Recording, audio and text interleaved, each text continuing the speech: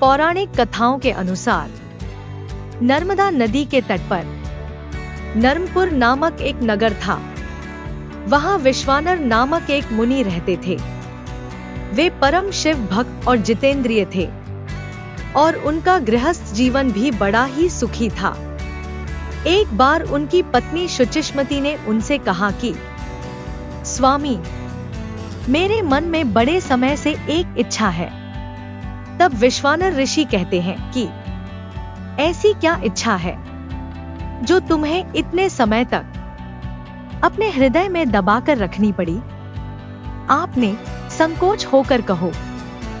और देवी शुचिष्मति बोलती है कि हे देव, मैं आपसे भगवान शिवजी जैसा एक तेजस्वी पुत्र चाहती हूँ।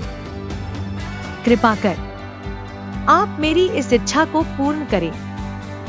तब पत्नी की बात सुनकर विश्वानर ऋषि क्षण भर के लिए स्तब्ध हो गए और वे सोचने लगे कि मेरी पत्नी ने यह कैसा दुर्लभ वर मांग लिया। ऐसा प्रतीत होता है कि जैसे भगवान पिनाकी रुद्र स्वयं उसकी जिह्वा पर बैठकर बोल रहे हैं। और ऐसा विचार करके उन्होंने अपनी पत्नी को आश्वासन दे दिया और विश्वानर ऋषि वाराणसी जा पहुंचे और कठिन तप द्वारा भगवान शिवजी के वीरेश लिंग की उपासना करने लगे।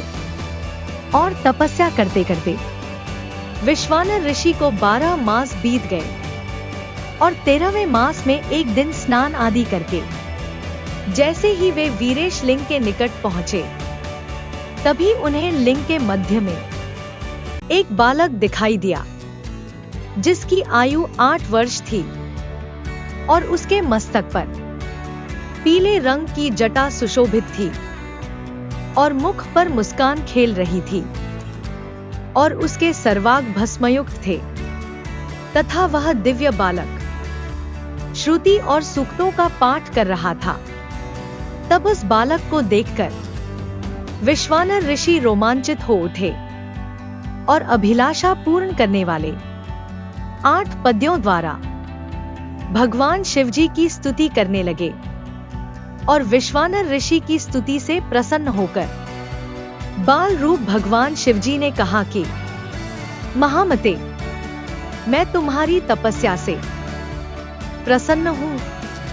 अब तुम अपने घर जाओ और समय आने पर मैं तुम्हारी पत्नी की इच्छा अवश्य पूर्ण करूंगा। मैं उसके गर्भ से पुत्र रूप में प्रकट होऊंगा और उस अवतार में मेरा नाम गृहपति होगा और मैं परम पावन और सभी देवताओं का प्रिय होऊंगा। तब विश्वानर ऋषि ने भगवान शिवजी के बाल रूप को प्रणाम किया और अपने आश्रम में लौट गए। और समय आने पर समस्त अभीष्टों के विनाशक तथा दोनों लोकों के लिए सुखदायक भगवान शिवजी का शुचिष्मति के गर्भ से अवतार हुआ और उस बालक का नामकरण करने के लिए स्वयं भगवान ब्रह्मा जी विश्वानर ऋषि के घर उपस्थित हुए और उन्होंने उसका नाम गृहपति रखा। और तत्पश्चात विश्वानर ऋषि ने स्वयं उस बालक को वेदों आदि की शिक्षा प्रदान की। और जब वह बालक 9 वर्ष का हुआ तो एक दिन देवर्षि नारद जी उसके दर्शन हेतु विश्वानर ऋषि के आश्रम पधारे। विश्वानर ऋषि ने उनका हृदय से सत्कार कर यथोचित आसन आदि दिया। तब देवर्षि नारद जी ने कहा कि हे मुनि, तुम्हारा यह पुत्र बड़ा ही भाग्यशाली है, किंतु एक आशंका मुझे व्यथित किए हुए है। विश्वानर ऋषि ने चौंक कर पूछा कि कैसी आशंका महर्षि? देवर्षि नारद जी ने विश्वानर ऋषि को बताया कि मेरी आशंका यह है कि जब तुम्हारा यह पुत्र 12 वर्ष का होगा तो इसके जीवन पर भारी संकट आएगा। और देवर्षि नारद जी की आशंका सुनकर विश्वानर ऋषि और उनकी पत्नी गहन चिंता में डूब गए। तब उन्हें इस प्रकार चिंताग्रस्त हुए देखकर गृहपति ने कहा कि पिताश्री, आप चिंतित न हो। देवाधिदेव महादेव की कृपा से कुछ नहीं होगा, और भगवान शिवजी तो कालों के भी काल हैं। और अब आप मुझे काशी जाने की आज्ञा दें। और विश्वानर ऋषि ने पुत्र गृहपति को काशी जाने की आज्ञा दे दी। तब काशी पहुंचकर गृहपति नित्य गंगा जल से पूर्ण 108 कलशों द्वारा भगवान शिवजी का अभिषेक तथा शिव मंत्र का जप करने लगे।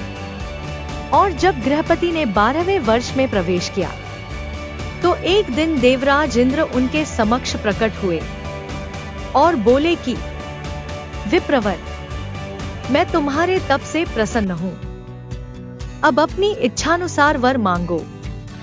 तब गृहपति ने देवराज इंद्र से कहा कि आप चले जाइए इंद्रदेव, मैं पशुपतिनाथ के अतिरिक्त और किसी से वर पाने का इच्छुक नहीं हूं।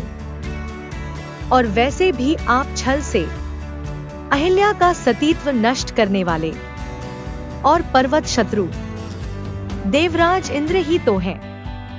तब बालक गृहपति की बात सुनकर देवराज इंद्र को क्रोध आ गया, और देवराज इंद्र ने अपने वज्र से गृहपति को भयभीत कर दिया, जिससे बालक गृहपति को मूर्छा आ गई।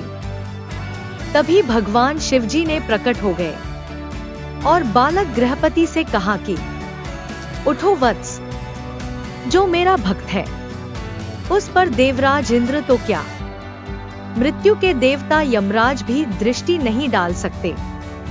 आज से मैं तुम्हें अग्निपथ प्रदान करता हूं, और तुम्हारे द्वारा स्थापित यह लिंग काशी में अग्निश्वर के नाम से प्रसिद्ध होगा।